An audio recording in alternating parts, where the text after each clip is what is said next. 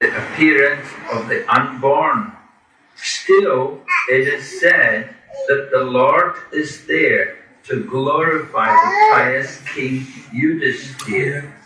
Lord Sri Krishna certainly wanted to establish the kingdom of the Pandavas for the good of all in the world.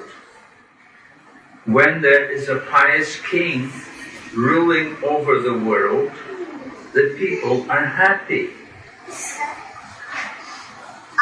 When the ruler is impious, the people are unhappy. In the age of Kali, in most cases, the rulers are impious, and therefore the citizens are also continuously unhappy. But in the case of democracy, the impious citizens themselves elect their representative to rule over them, and therefore they cannot blame anyone for their unhappiness.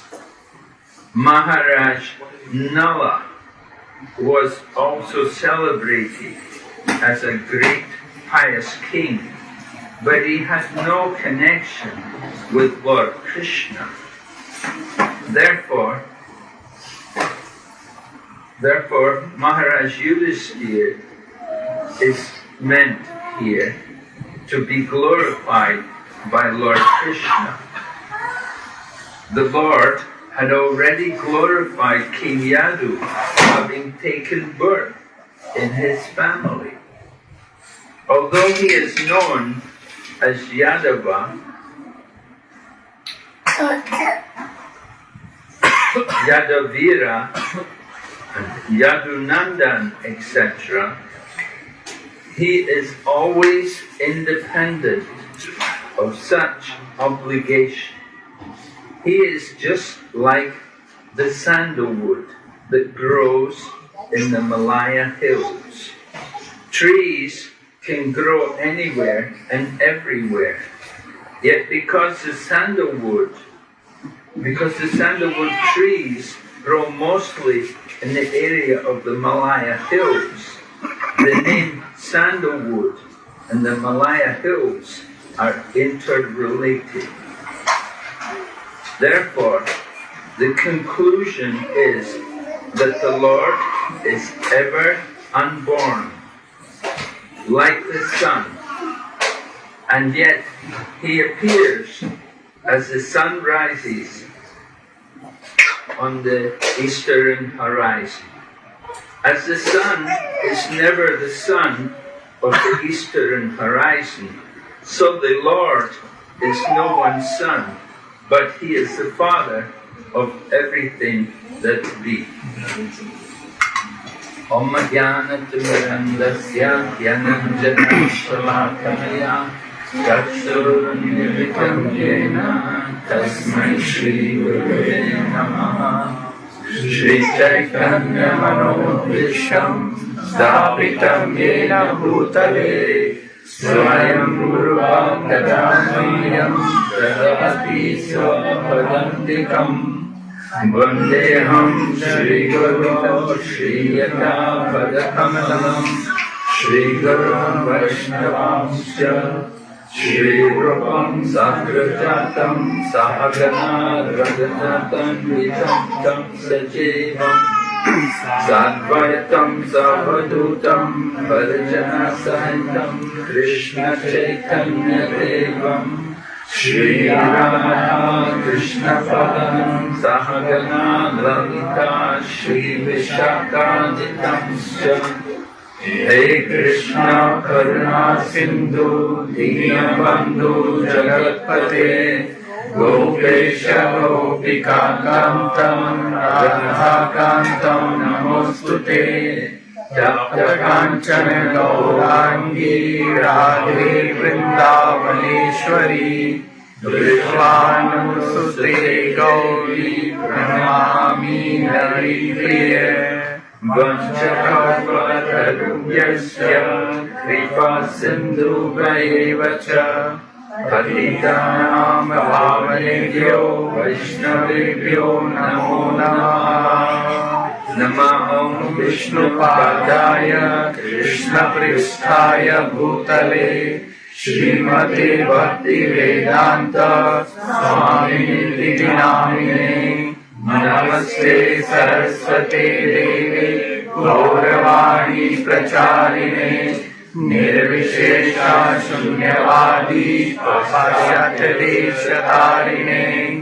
जय श्री कृष्ण चैतन्य प्रभु नित्यानंद श्री अद्वैत गदाधर श्रीवासादि गौर भक्तवृंद।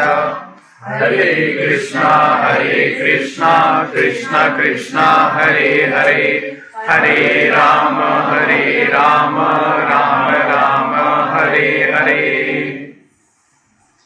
So we're hearing Queen Kunti's prayers to Lord Krishna.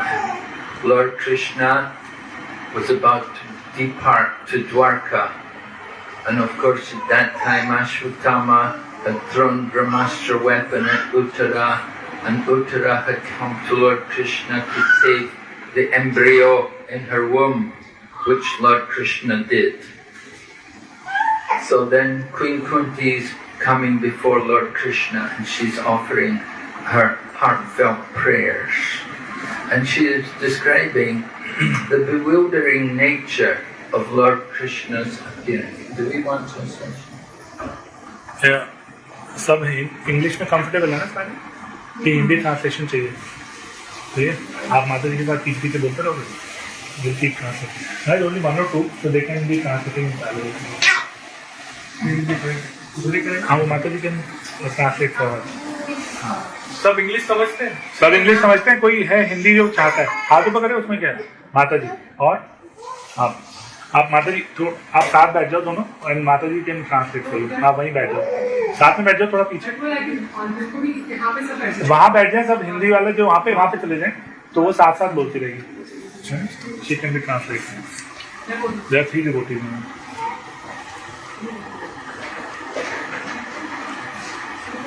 सब आगे आ जाए।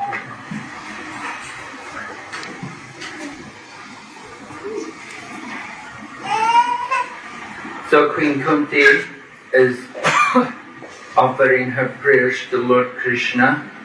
She describing the bewildering nature of Lord Krishna's pastime.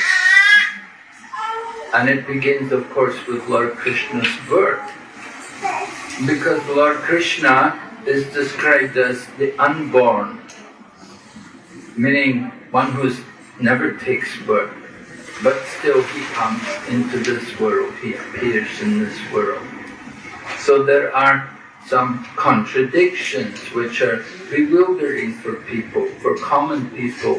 They are not able to understand sometimes the inconceivable potencies of the Lord. Just like in Ishopanishad, it is stated in the Ishopanishad, Tad ejati, tad naijati, tad dure, tad vantike. That the Lord walks, but he does not walk. That he's far away, but he's very near as well. He's within everything, but he's also outside of everything. So when there are these apparent contradictions, then we should understand this is the inconceivable potency of the Lord. But common people, that's difficult for them to accept that there is such a thing as inconceivable potency. But there are, of course, every day we see inconceivable potencies. We see the sun, the light of the sun, the energy, the heat which is coming from the sun. Just 1 second of the energy which is coming from the sun, which is lighting up the whole universe. It could supply electricity for the whole of the UAE for generations. There's just 1 second of the energy coming from the sun planet. So we have to understand that even in our daily life there are inconceivable potencies. And the Lord, who is the source of all of this creation, He possesses unlimited potencies. And His pastimes are performed for the pleasure of His devotees. When He comes into this world, His mission was described, Paritranaya sadhunam vinaschaya chadushti, to give pleasure to the devotees. But at the same time, the devotees, they're sadhus, they're already transcendentalists, they're already delivered. We may think, oh, the Lord is coming to deliver the devotees. But He doesn't have to deliver them, because they're already surrendered to Him. Why then is He coming? He's coming to give pleasure to them, to be with them, to spend time with them, because they want so much to see the Lord and to be. Not only do they want to see the Lord wants to see them. And so there's reciprocation there, the loving relationship between the Lord and His devotees. So the Lord is unborn, and different reasons were presented why the Lord appears. Why does He come at all? To give pleasure to the pious King Yadu? Well, that's one possible reason. Of course, there's many possible reasons why the Lord, we will hear in future verses, other reasons why the Lord could have come. We have to understand the Lord's purpose in coming to. He doesn't need to come to kill the demons. He can do that just simply by His potencies. He's already in the heart of every living entity. And so if He wants to remove someone from the planet, He can do it very easily. Just by the sudden heart attack, that takes people out of the material body. Krishna arranges these different things. So Lord Krishna's purpose in coming to this world is not so much to kill the demons, but it's more to give pleasure to His devotees. And that pleasure of the devotees is enjoying the pastimes with the Lord, particularly the childhood pastimes. Those of you who are mothers, you will know when the child is when you have your young child, that is the enjoyable time of being the mother. Once they grow up, then they'll fight with you and they'll quarrel with you, and there'll be many arguments and disagreements, and it won't be quite the same. Little children, very nice, little boy will hold your hand, and so boy grows up, he's not going to hold your hand anymore, He's not going to be listening to mommy anymore. They grow up, children grow up, and then the relationship is not quite the same. But while they're young, you enjoy the pleasure of having the child. Mother Yashoda, she enjoys the childhood pastimes with Lord Krishna. Lord Krishna performs so many nice pastimes with Mother Yashoda.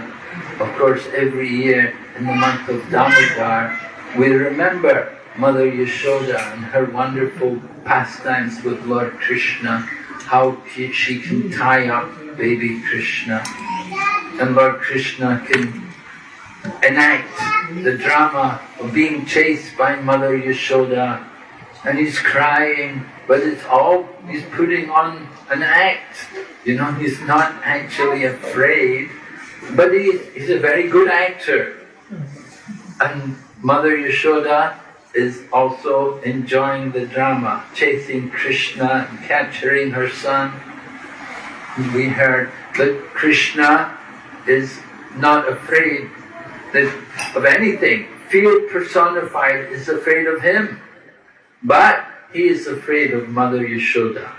When Mother Yashoda is chasing him with a stake, holding her mortar stake in her hand, Lord Krishna's running. Oh no, Mommy, please don't hit me. You know, Krishna's putting on an act. He's enjoying this loving exchange with Mother Yashoda. And Queen Kunti is remembering all of these different events. Queen Kunti has the relationship of being the aunt of Lord Krishna. So she's also very fortunate. Not quite on the level of Mother Yashoda, but certainly she's very, very fortunate that she can enjoy such intimate relationship with Lord Krishna. So Queen Kunti compares Lord Krishna's appearance in this world. She says, just like sandalwood appears in the Malaya hills. Sandalwood, of course, is a very valuable wood. You have one tree of sandalwood, the whole forest is made very fragrant, very beautiful. Srila Prabhupada was describing about how we had, in Srila Prabhupada's time, one Chinese man had become a devotee in Hong Kong, and he had translated the Chinese Bhagavad Gita. And so Prabhupada was very pleased, and he was saying that, he said, you're a credit to your race. He said, just like one tree of sandalwood in the forest makes the whole forest very fragrant and very valuable.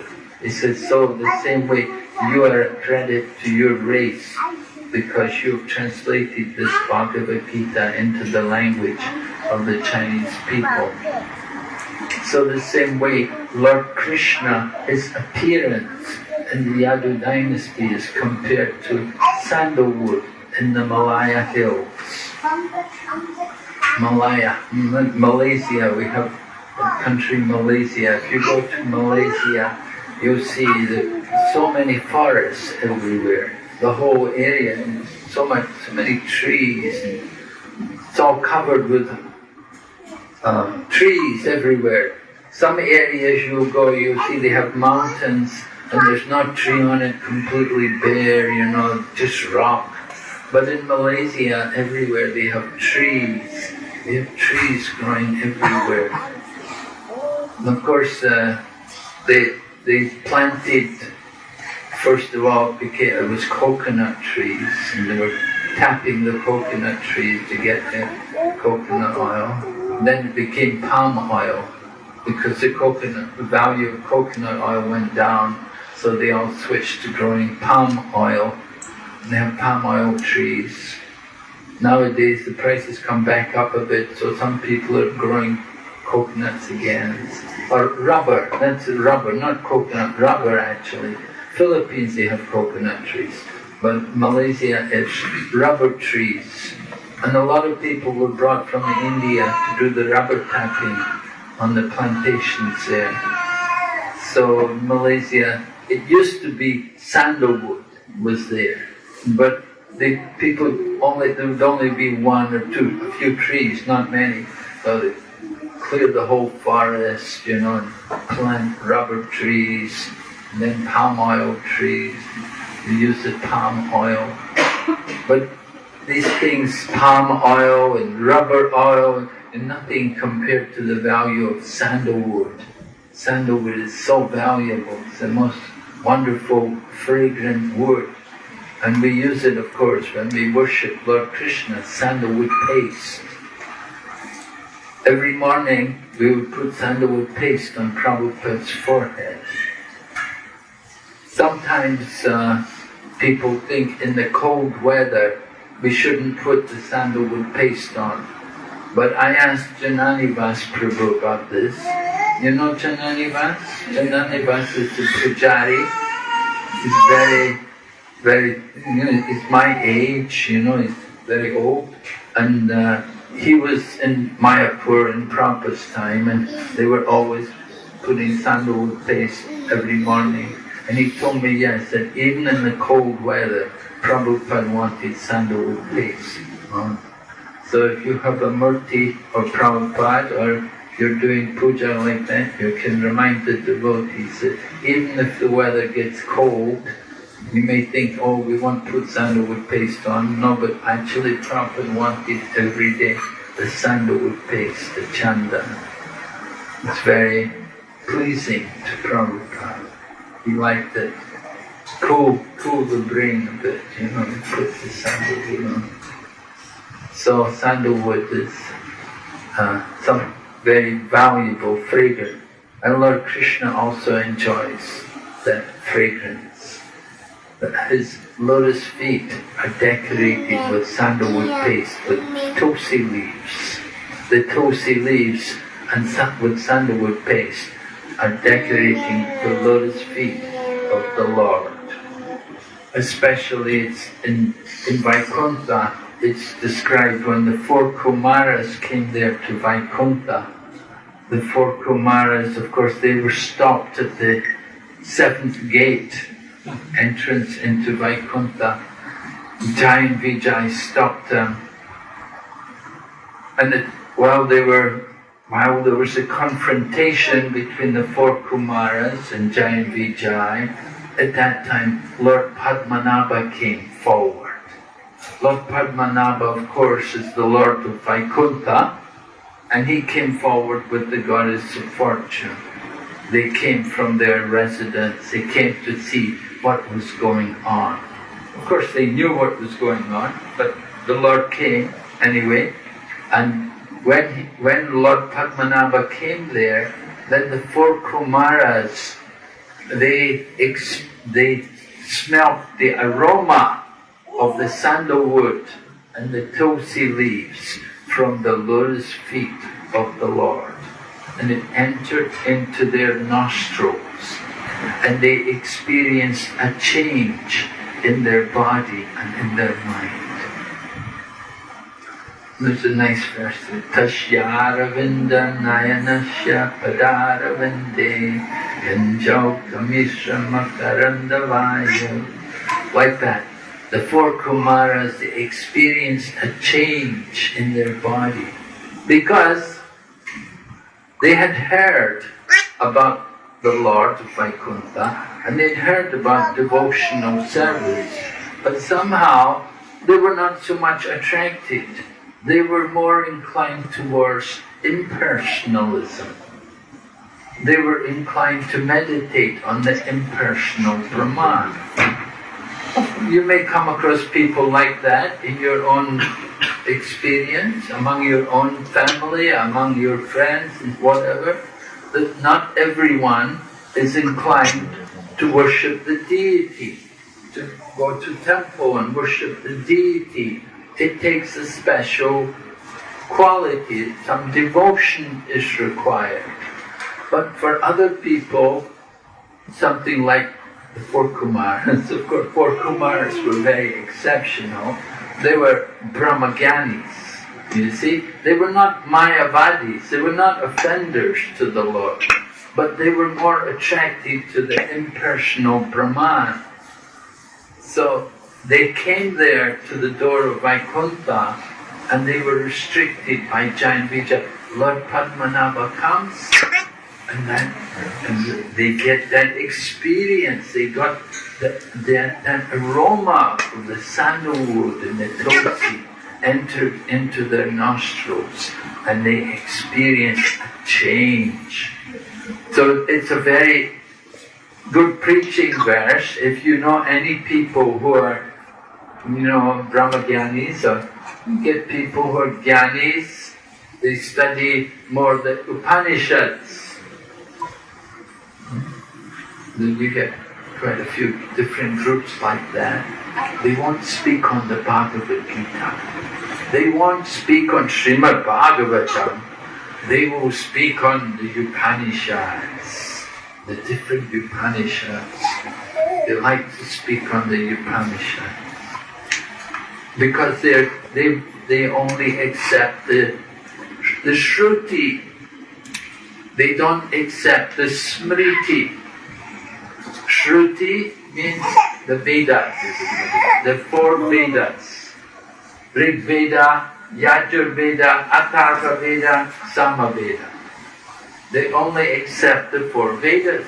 They don't accept Bhagavad Gita, don't accept Puranas, so they don't accept Srimad Bhagavatam.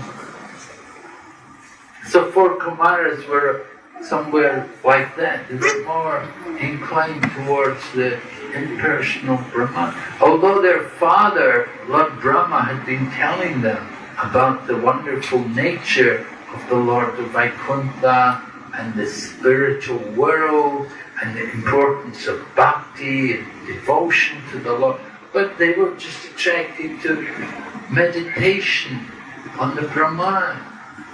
If you read Sanatana Goswami's Brihad Bhagavatamrita, you can read how this one cowherd boy from Govardhan, his name was Gokumar, and he had a mantra by the grace of his guru, and he was able to go to different places, both within the universe and beyond the universe.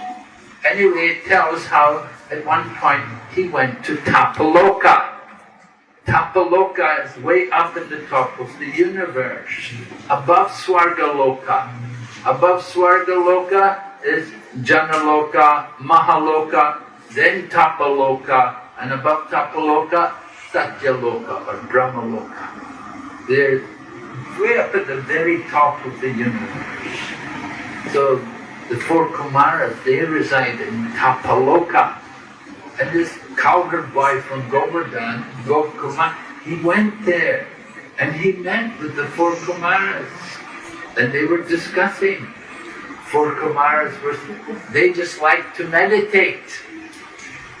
Gokumar, he was a cowherd boy from Govardhan, he liked to do service. He liked to be active in the service of the Lord. He liked to have loving exchange with the Lord, to play the flute and to dance with the Lord, enjoy these different activities. But the 4 Kumars said, no, we just like to meditate. They were just inclined towards meditation. And they argued, this is actually meditation. It's a way, it's a goal. It's a very nice discussion. If you have time, you get a copy of Brihad Bhagavatamrita. Please try to read it about Gokumar going to Tapaloka and meeting with the 4 Kumaras, and they discuss the merits of meditation against devotional service. Of course, we are also meditating. As devotees, we also meditate. We also fix our mind on Krishna. Right?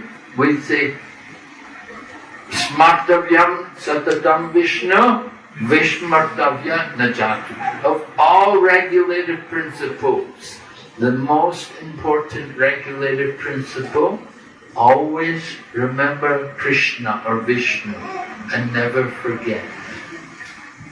So how to do that? Of course, we have to remember Krishna.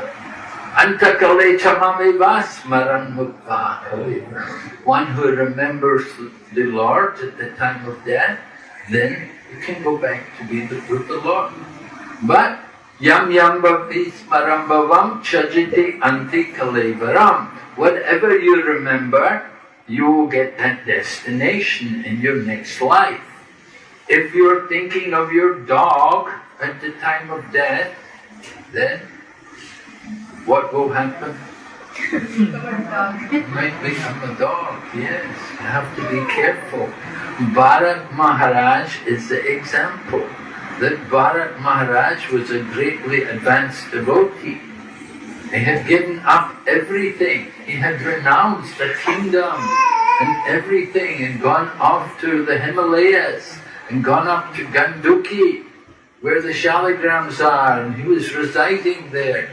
And he was supposed to be doing his meditation and sadhana, but he got involved with a little deer. He became attached to the little animal. The little animal lost its mother, and Bharat Maharaj took care of the animal and began to feed it and nourish it. And he became so attached and so affected by it that he forgot about his own spiritual practice and he neglected his own sadhana. And it happened that he died. And at that moment he thought of the deer, and he had to become a deer for one birth. Although he had been already greatly advanced, he was almost on the level of Baba, but he had to become an animal for one birth. So it's a warning to all of us.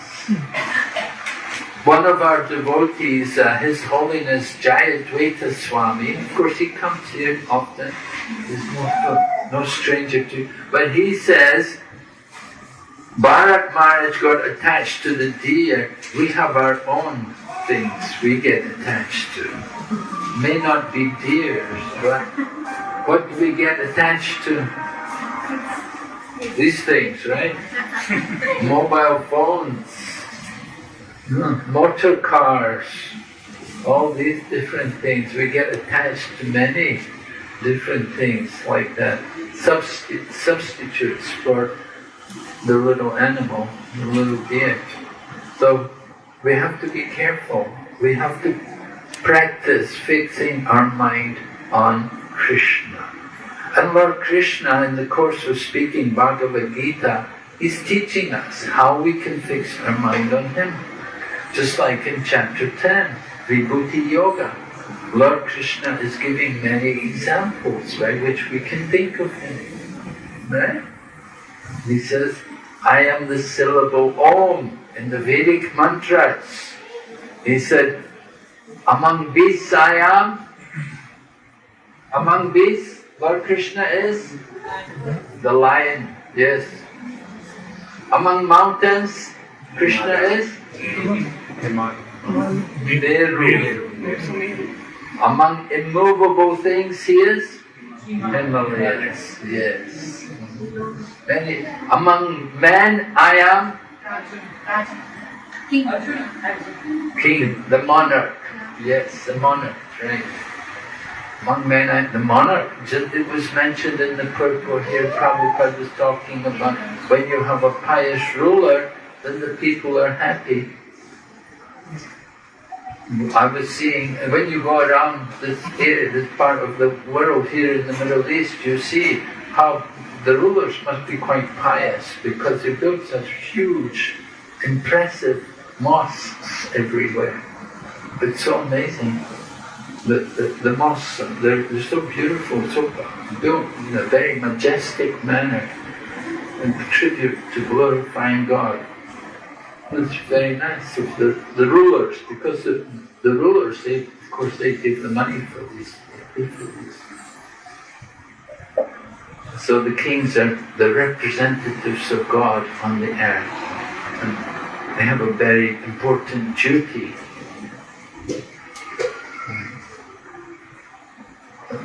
Before in England, they had the Queen of England, and they had a song they would always sing, God save the Queen. That's it, they would always sing like that. Long live our noble Queen, like that. And she lived a very long life, and it was described, she was coming to the Oxford, she was visiting the university, and Tamal Krishna Goswami was telling me, because he was at one point, he was doing his postgraduate studies, he was writing a thesis. So he was telling us how at one point the Queen of England had come there to the university, and the professors described, they said, oh, it was a very spiritual visit. They said she was very divine, very powerful. So that's the position of the monarch, They have special karma to take birth in that kind of position, to be a ruler. They're representatives of God. And in countries like, I know in Thailand, that they have a law that if you say anything bad against the king, or you can be in prison. It's a crime. And you'll go to court, you'll be punished. Anybody who openly criticizes anything against the royal family. Actually, one time, the Queen of England came to visit this one university in the UK, and some of the students, they decided to protest against it, and they down with the Queen, and they put up all these different slogans, and they made it like a protest. Oh, it was a very big thing, and it's such an offence to do. Like the Queen of England was coming to that university, and these people were protesting, we don't need the Queen, out with the Queen, down with the Queen. They were going to close the whole university because of it. It was so serious. They wanted to close the whole university. And of course those students who were involved, they were immediately expelled from the university. And they would never get into a university again, because they had acted in such a manner. So it's so important to show respect to these, because they represent God. So they're representatives of God. How much more we have to respect the Supreme Lord. When we go to the temple, when we come to the temple to see the Lord, He is personally there in the form of the deity. He's the Archamurti, and we come to see the Lord. Well, actually, even that mood, I said, we come to see the Lord. That is wrong. We should actually come to the temple to be seen by the Lord. But not that we're coming to see Him, that we're coming to temple so we want Him to see us. We come to be seen. He is the seer. We have to be seen. There was one blind man wanting to go to the temple and requested his friend, kindly take me to the temple. And his friend said, why do you want to go to the temple? You won't see anything, you're blind. He said, I know, but I want the Lord to see me. That's why I want to go to the temple. So that's the proper mood. We should think like that. We go to the temple, we go to be seen by the Lord, not to see Him so much. Of course we do want to see Him, but our real purpose in coming is that He will see us. And we want to get the mercy of the Lord. So the Lord is there in the deity, and the Lord is also His holy name. Kali Kali Namarupe Krishna Avatar. The Lord comes in the form of His holy name. One devotee, he was giving, Prabhupada had asked him to give a lecture at the time of initiation, and he was talking about the 10 offences, and he said that Krishna is in his name. And Prabhupada interrupted. Prabhupada had been listening to the class, and Prabhupada said, he said, that's not quite correct. He said, you say Krishna is in his name. He said, Krishna is not in his name, Krishna is his name. When we chant the name with proper care and attention, the Lord is there, and He's there. He is His holy name. There's no difference. We say Nam Chintamani Krishna Chaitanya Rasa Vigraha Purna Shuddha Nityamukta Vinat Nam Nama Namino. The holy name of Lord Krishna is Chintamani. It's a wish-fulfilling touchstone. It can fulfill all of our desires. And the Lord is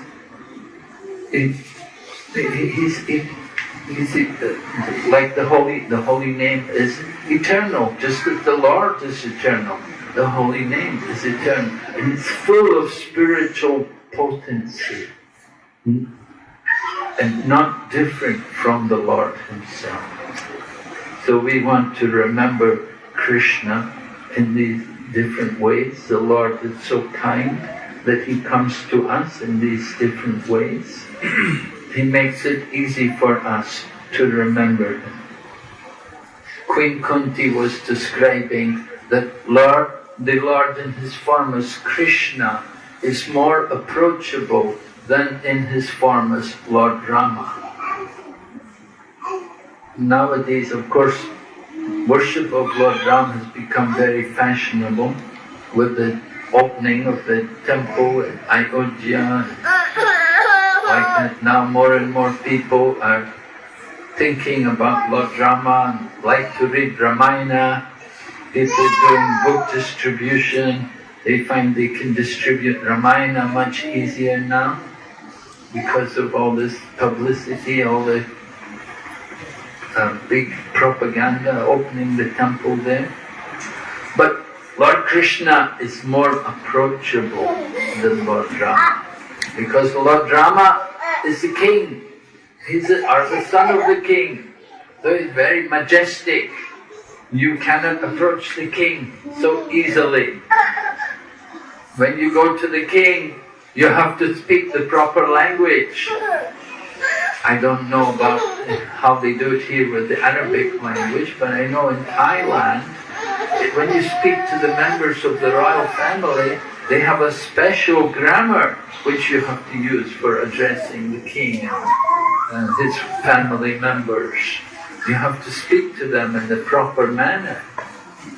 And so they have that very special grammar for using to address him. So similarly, Lord Rama, he comes as the king or the prince, very difficult to approach. We see always Hanuman always kneeling before Lord Ram, ready to do service. That is the mood of the devotee, that we kneel before the Lord. Even, I was remembering Wimbledon, you know the tennis competition they have every year, they play tennis. Often the royal family, like the Queen, now it's the King, they will go to attend that. When the final takes place, they'll come and watch. And the players who go, they have to bow to they will bow, they'll offer their respects to the Queen. It's etiquette, you have to do it. Because they are representatives of God, representative of Lord Krishna. So, common people, they don't understand. They think, he's the king. But why respecting them? Because they represent God, the representative of God. Therefore we offer our respects to them. So that when the kings are very good, then the country flourishes. We enjoy. And when the king is bad, then the people are all suffering. So Prabhupada talks about democracy, how it's created so many problems. Democratic nations, elections, we elect the people who we want to govern us. We bring them, put them in charge of the country. Very difficult task. How long you can please somebody? You can please someone for a few. They get elected, and then very quickly they're out again. A few years maybe, and then election comes, and then they change everything. New government, like that. So, however, Lord Krishna, he's always the Supreme Lord. No one can ever take away his position. Everything he does is for the pleasure of his devotees. He appears in this world and he enacts so many wonderful pastimes.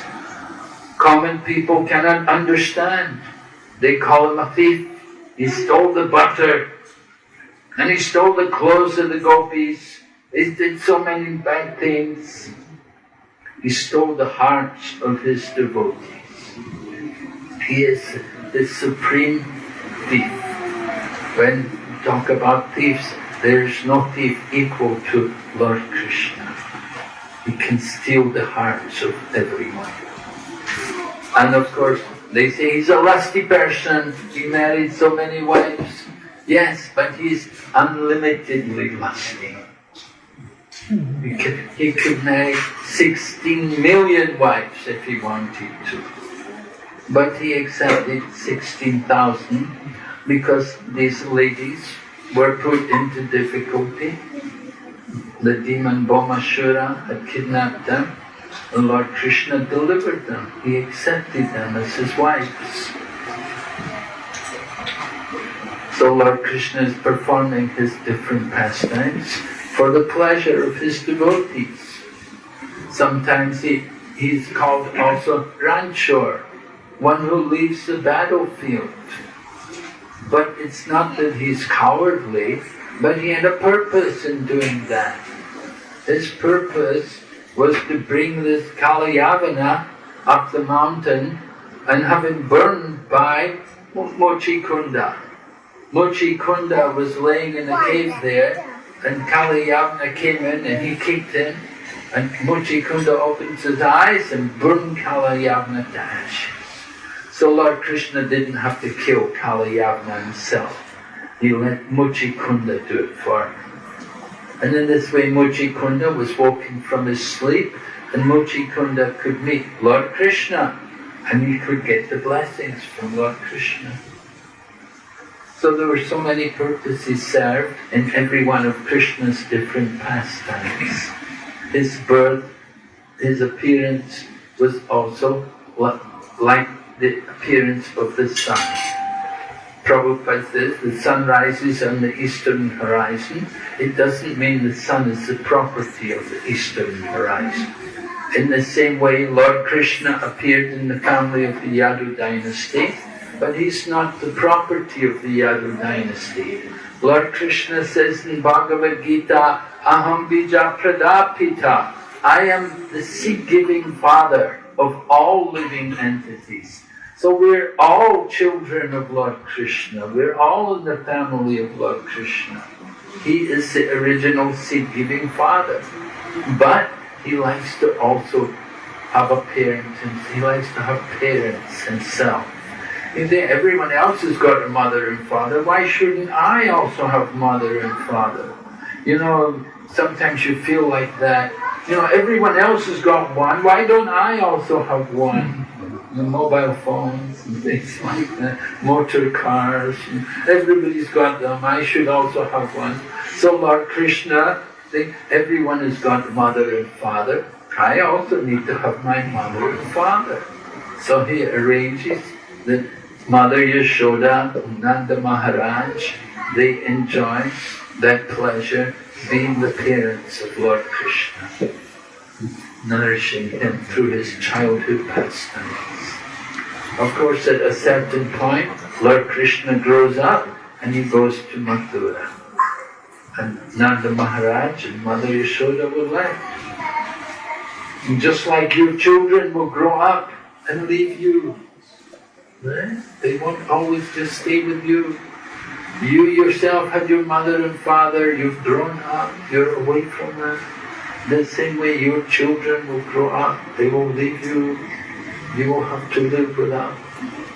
We have to understand we're not the body. Don't be attached to the material body. Understand the soul which is there within the body, that we're all eternal spiritual beings. When Maharaj Chitraketu's son died, then Narada and Angira came and they wanted to bring Chitraketu out of his lamentation, because Maharaj Chitraketu wanted so much to have a child. And then finally, by the grace of Narada, his wife delivered a child. But somehow the other wives, the co-wives, were jealous and they gave the child poison. So then Maharaj Chitraketu was greatly lamenting. For so long he wanted a child. Then when he got the child, after some time, then the child died and he lost his child. So then Narada Muni came and then they brought the dead child back to life. They said, we'll bring it back, we'll bring this child back to life. But when the child came back to life, he said, who are you? You're not my mother and father. Which mother and father are you? I've had many mothers and fathers. In every birth, you have a mother and a father. Right? Bengali, there's a Bengali saying, Janame janame sabi pita mata pai, Krishna Guru nahi mile bojo hariyai. Every living entity has got a mata and a pita. Only the fortunate ones have got a spiritual teacher, and by the grace of the spiritual teacher they get Krishna. But every living entity has got a mother and father. The dogs, the birds, the fish, the mosquitoes, everything. So don't be so much attached to the bodily designations, the mother, being a father. That's a very temporary relationship. We come together just like people sit together on the bus or in the train, and after a few stops they get off. The same way we come together in one family, and we'll be separated in course of time. We don't often think about these things until it's too late.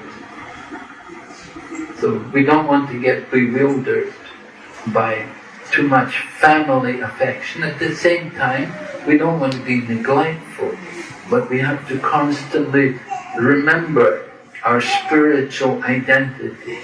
Not only our identity, but the identity of all the people around us.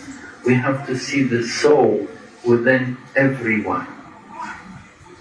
And that's important, especially when we worship the deity. That we see Krishna there as the deity, and we see Krishna not only in the deity, but we see Krishna in everyone's heart. That every living entity is a part and parcel of Lord Krishna. And we have to see Krishna in everyone's heart. And this way respect them, give them that proper honor and respect. So seeing Krishna in everyone. In Bhagavad Gita, Lord Krishna said, "For one who sees me everywhere and sees everything in me, I am never lost to him, nor is he ever lost to me." So we want to develop that kind of vision, seeing Krishna everywhere. And Queen Kunti is teaching us to see Krishna. She spoke that wonderful verse about the vision of lotuses. That she said that Krishna's glance was like the lotus flower, and he was decorated with a garland of lotus flowers, and his feet are marked with the lotus flowers. So wherever we see lotus flowers, we should think of Krishna. We want to practice remembering Krishna. When we drink water, we think of Krishna. This taste is Krishna. So in everything, at every moment, we can be Krishna conscious. But we have to train our mind. We have to practice remembering Krishna.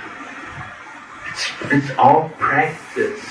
Just like you practice using the computer, you practice playing the keyboards, you practice cooking, you have to practice remembering Krishna.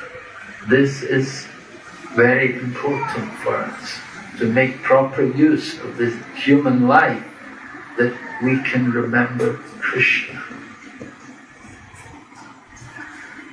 And it's not difficult.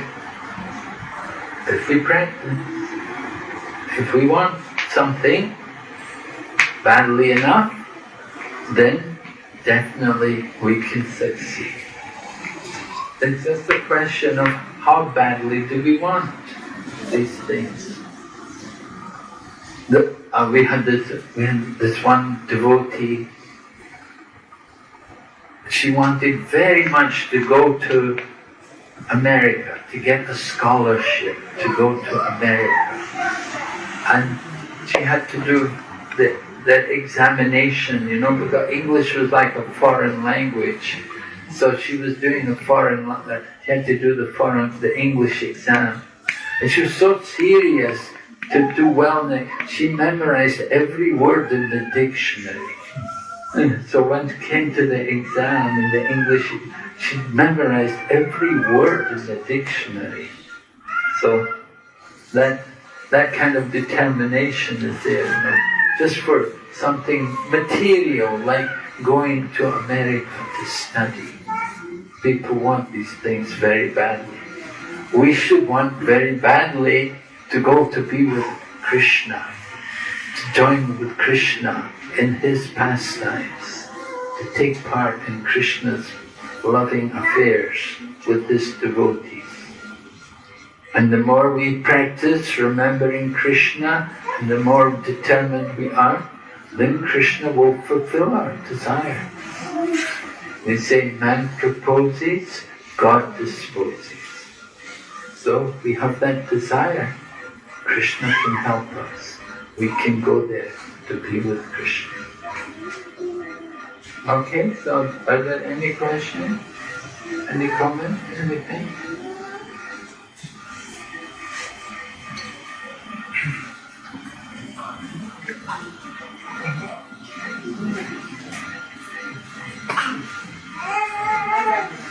Dhruti Mataji, you can ask. Dhruti Mataji. Hare Krishna. Like you told, we have a relation with our parents, like we have different parents in every life, so we are not supposed to be very attached to them. But we have to be more attached to Krishna. But then how to take that responsibility? We have that responsibility also. If the parents are not that Krishna conscious or not that very supportive to our devotion, so how do we take that? Well, devotee is not neglectful. You have some responsibility. Okay, so as a daughter you have parents. If they're with you and it's not too much beyond your ability, then you do what you can to help them. Right? But at the same time you have some limitations. If your parents say, give me money, we want to go and drink, we want to buy alcohol, or we're going to cook the chicken, or then we want to cooperate for these things. We don't want to encourage that. There's some limitations about how much we want to help them. So, yes, we take care of them, we try to help them, but we don't want to encourage them in their sinful activities. We want to try to save them from sinful activities. We want to try to benefit them. The son is the putra, means one who saves the father from going to hell. So the son will do what he can to save the father. By his own devotion, can help the father from going to hell. So son does not want to compromise on his own spiritual practices just to please the father. You get some fathers who will say, what kind of son are you? You don't come and drink with me, Some fathers are like that, So yes, we have our standards. But at the same time, if your father is reasonable, parents are reasonable, then we try to help them. Yes.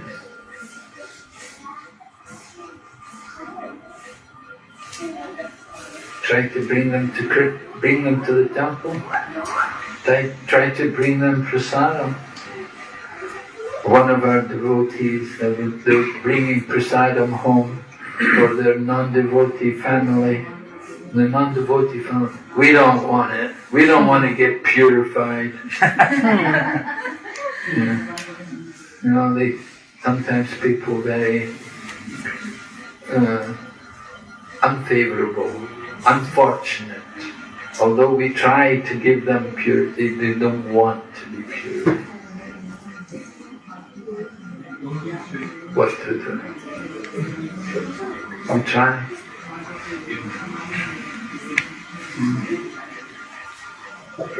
Krishna Maharaj. I have a question on top of this same question. Okay. That parents who are not engaged in any of these sinful activities, but they are not actively conscious as we are trying now, but they are very much attached to us as a child. Okay. Because of their attachment, and when we try to detach themselves, they feel that the bond is breaking up and they try to attach more. How do we really tackle that situation? Because that doesn't help us to progress, but also we cannot detach their emotions, and we go in a guilt that we are not giving them equal enough time or that enough attachment that they are expecting from us. Yes, well, you're not giving them enough time. They want, what do they want? They want you to be with them every moment. And sometimes it's like that. Sometimes it can be very demanding. They don't want you to go any other place. They think your focus should only be on them. And you shouldn't be attached to worshipping God, and you shouldn't go to temple. You should only be with them constantly. It's difficult. That's why I say you have to be a little determined to understand what is your priority, that certain things you cannot compromise on. You don't want to compromise on your religious principles. Okay, your parents want you to be there with them, but at the same time, you have to have some understand your own commitments to life. Where is it going to take you? You cannot save them from birth and death. How much can we help them? We can't save them from birth and death, but we can help them to remember Krishna. They don't want to remember Krishna. They don't want. Prabhupada himself joked about it and said that he said one cartoon had come. The devotee was saying, chant Hare Krishna, chant Hare Krishna. And the mother is saying, I cannot say so many things. They would say, I cannot say so many things, but they could not say Hare Krishna. So that's unfortunate. So, but other fortunate souls are there. Sometimes if we say, some people do chant Hare Krishna. Even at the end of life, one devotee had told Srila Prabhupada that he got his mother to chant Hare Krishna just as she was leaving the body. So Prabhupada was very pleased. He felt very nice. Not everyone is so fortunate that we can make our mothers and fathers. Teaching to the parents is the most difficult thing, I think. The most difficult. Look at Prahlad. My goodness, look at what happened to Prahlad when he tried to preach to his father. But to preach to the parents, they're the most difficult people.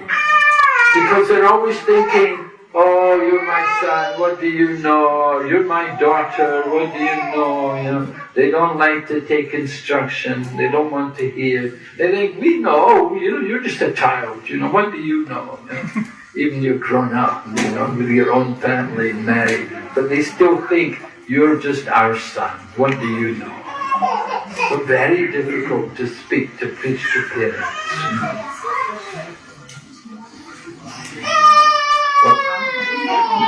But what we can do is, by our own example, that they can be benefited.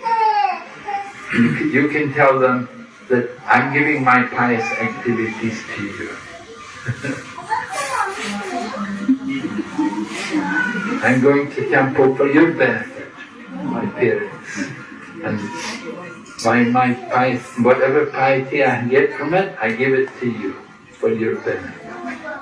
You have to tell them like that. You have to just simply be frank about it. difficult. Yeah? You know how you said that kings were God sent? Then why are some of them deemed to be like bad kings who do harm to the country? Say it louder. I said, you know how you mentioned that kings are God sent?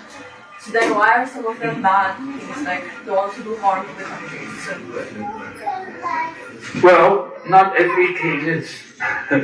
You get some good kings and bad kings. It was mentioned some are pious kings and some are impious kings. But they have some karma which has given them that position as a king. And so what Prabhupada was saying, when they have a good king, the people are happy. And when the king is bad, then the people are all miserable, they suffer. So you get some kings, they become the king, but they're not very, very godly, you could say. Yeah, there have been a number, the Srimad Bhagavatam even tells us about some kings like Maharaj Venu. There was this king Venu, he was very cruel. And he would play with the young boys, he would kill them. And people saw him, he became known as, oh, here comes cruel Venu. Everyone would run away, whenever he would come. So his father saw how cruel his son was. The father went to the forest. He didn't want to be around because he saw his son was so cruel. So his father thought, Krishna's given me a demonic son just to allow me to be detached from him. Because if you have he said, if I had a good son, I would never be detached. I would never go to the forest. But Krishna gave me such a bad son that I want to get away from him. I just want to be away from him. So he went to the forest. And later on it happened, the Brahmanas cursed Venu. The Brahmanas cursed him, and then from his body they turned out a very good devotee. So, sometimes you do get kings who they're not good at all. What can you say? You can say, well, maybe it's the karma of the people that they're destined to have that kind of ruler.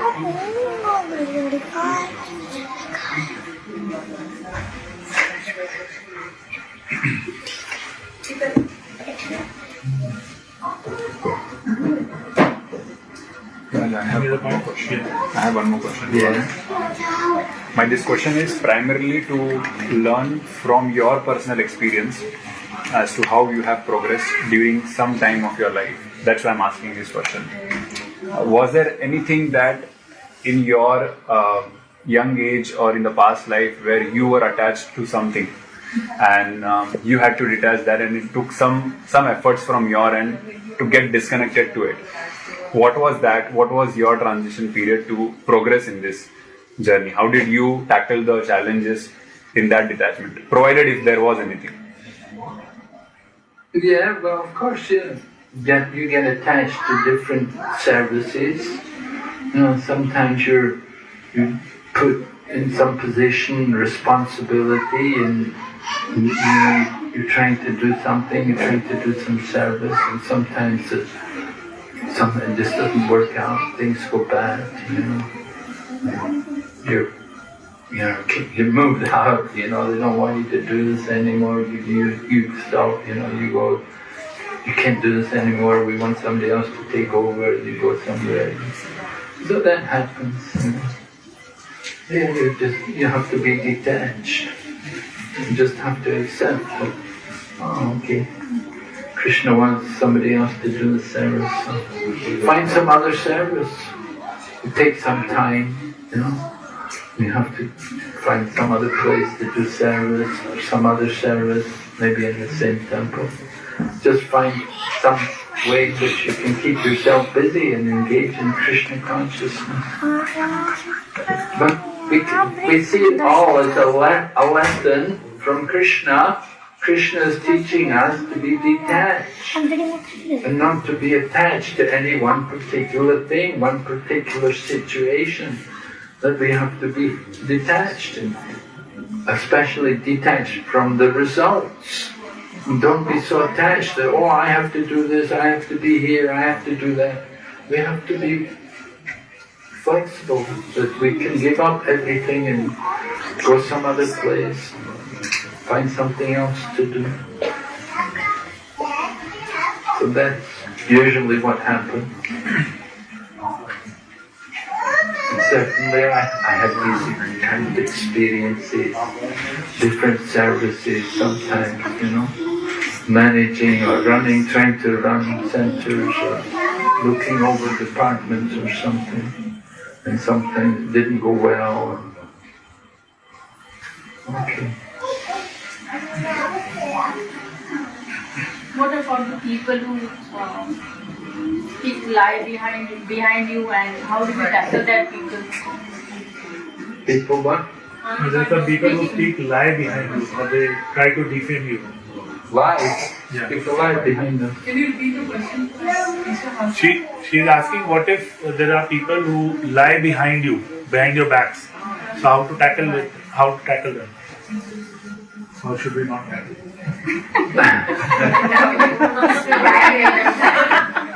If we don't tackle, yeah. Yeah, what should we do in that situation? Well, certainly a test of tolerance, right? And Lord Chaitanya has told us we should be tolerant like the tree.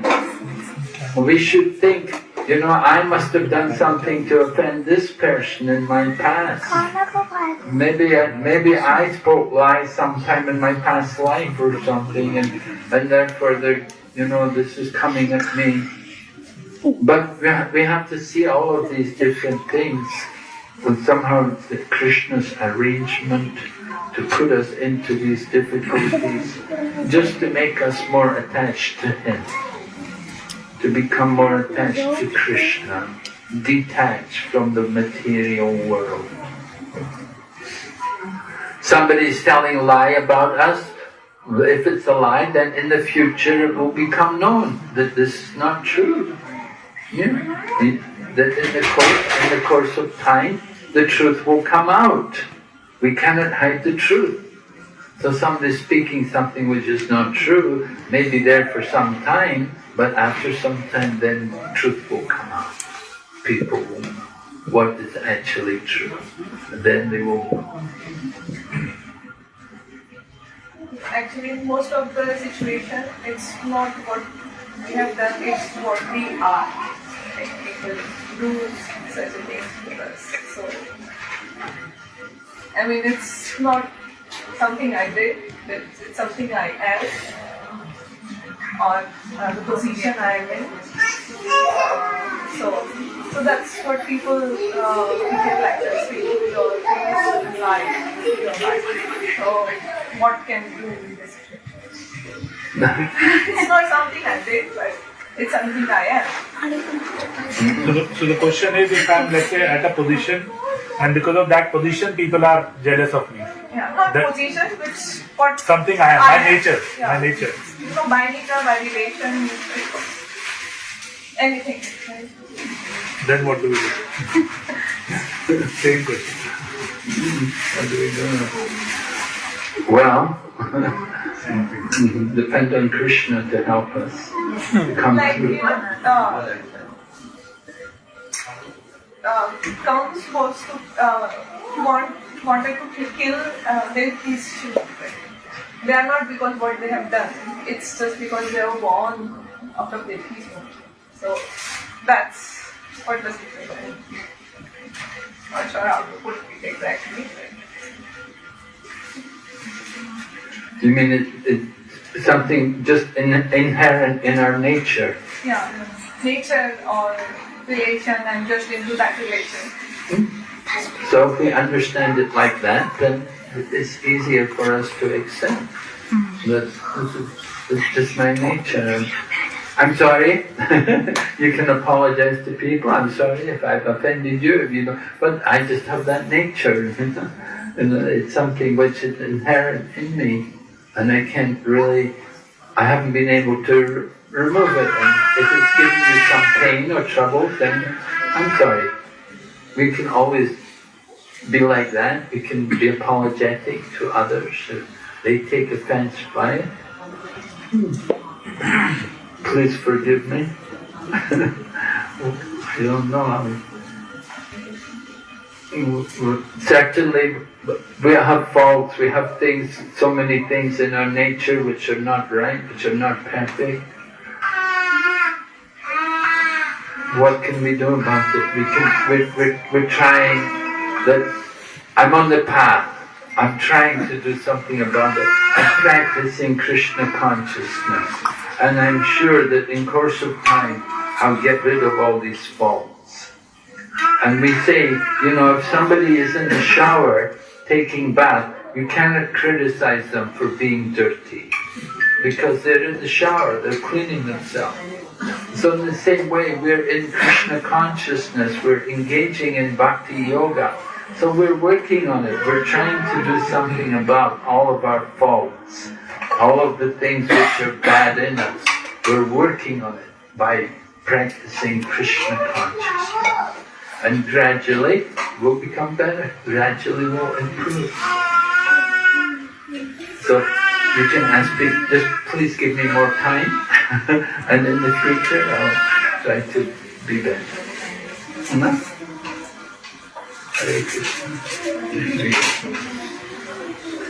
Okay, thank you very much. Hare Krishna. Hare Krishna. So we request Radha Prabhu to quickly. Initially, we could not introduce Maharaj, so I request Radha Prabhu to quickly introduce Maharaj. And we're very, very fortunate to have Maharaj with us.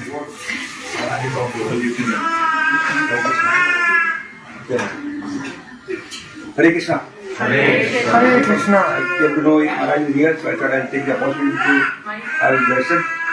We're very fortunate to have His Holiness BVV Narasimha Swami Maharaj.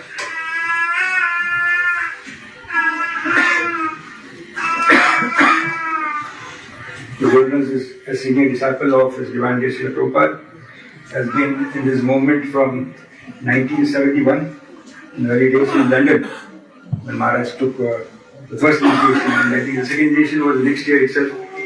And His Holiness has been, Prabhu was asking about Maharaj, so I remember my early days in Jew. Maharaj was there in 1979, that time in Jew, and he used to be very particular about the Mangalarti. Dot and never missed it. I think I used to see him always very regular, and he was very close to His Holiness Kamal Krishna Goswami Maharaj. Maharaj, you remember that? And he of course been preaching in the most difficult areas, that is China. How many understand Chinese here? Very difficult. And China, Philippines, Japan, Vietnam. Yeah, Maharaj, of course, I know. I've seen the videos. And of course, he's been coming to the Middle East also. And exclusively, he's also the faculty for Nagpur Institute for so many years. And so many wonderful devotees will come through the courses that he's been conducting there. And Maharaj is well versed with the Shastra, of course. So this is a simple way to glorify him, but much more. And to welcome and for his good health. Big Hare Krishna mantra. Hare Krishna, Hare Krishna, Krishna Krishna, Hare Hare, Hare Rama, Hare Rama, Rama Rama, Hare Hare. Hare Krishna.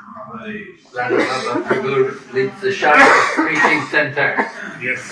This is that very dynamic group in Sharjah. It's been running for many, many years. Many devotees have come through there. I'm very grateful for all of his efforts. Hare Krishna. Maharaj also does the parikrama in Mayapur every year. So I have been once with it. Yeah. So we're very, very fortunate to have Maharaj with us, and also senior devotees like Radha Prabhu. Actually, scriptures describe why senior devotees and devotees were very so dear to the Lord. At this advanced age also they are traveling. Anybody knows? Why are they traveling? Why are they coming to us every now and then? What is the purpose? Anybody knows? To? Preaching. Okay. Why would he preach?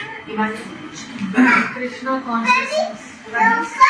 Saving us. Krishna consciousness. Okay. To spread Krishna consciousness.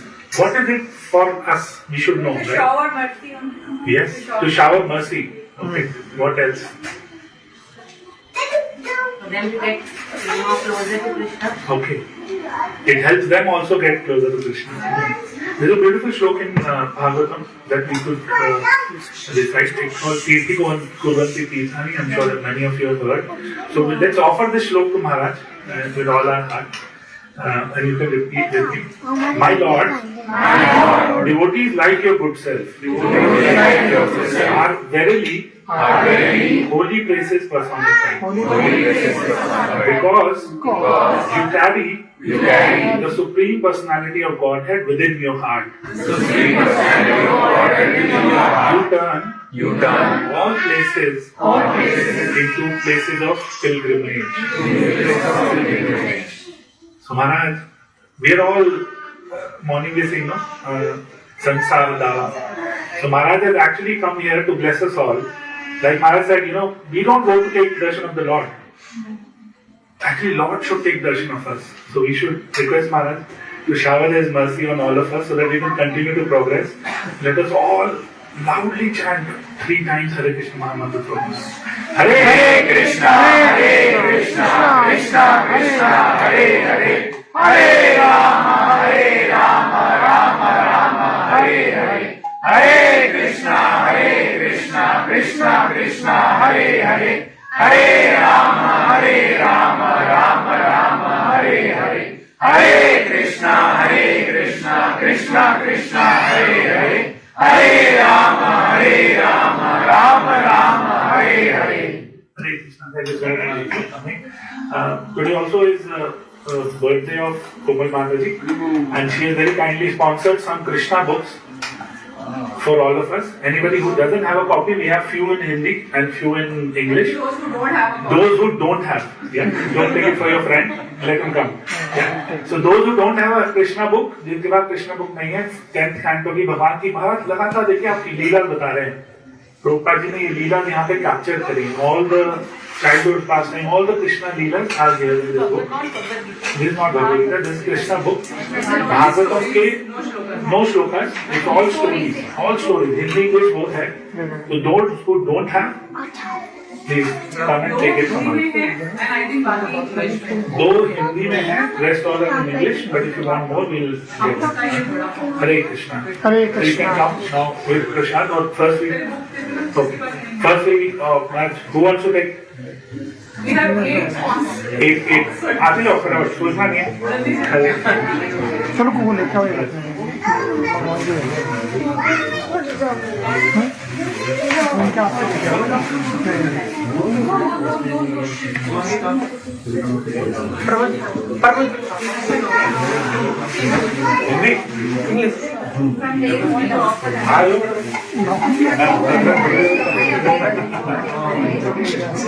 सिर्फ 8 है, तो जो आ रहे फटाफट आओ, फिर बाकियों को बाद में भेज. सबको स्पॉन्सर वाली नहीं है.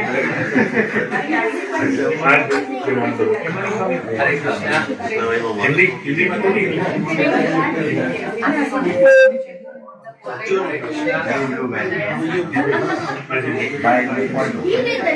हिंदी एक और है. Hare Krishna.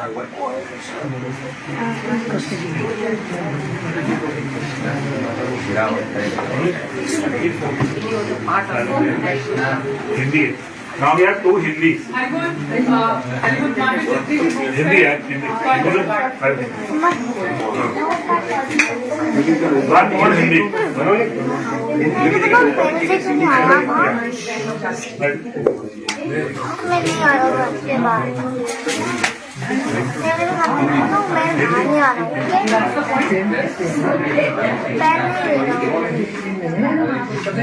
And there are some small books anybody wants to take. The book is called Chant and Be Happy. This is by Prabhupada. Anybody else wants this book who doesn't have it? Come.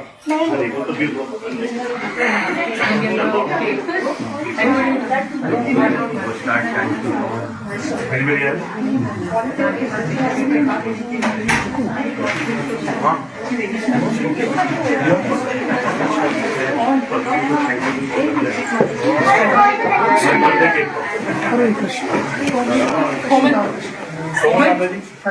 Prabhu ji also Prabhu ji and family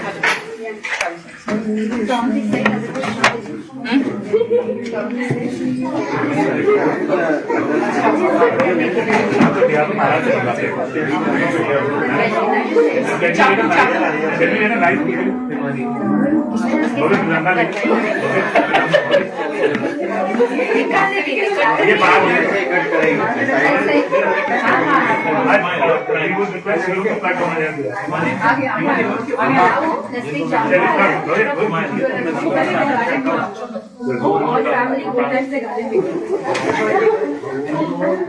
That's what you want.